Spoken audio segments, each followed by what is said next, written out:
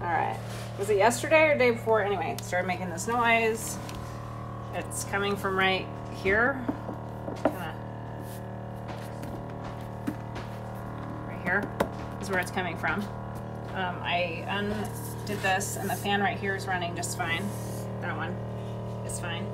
But whatever is right here behind this is super loud. It's a little bulgy. That's probably normal, but it's super loud and buzzing, and the temperature in the fridge and freezer isn't awesome. Our ice is melting.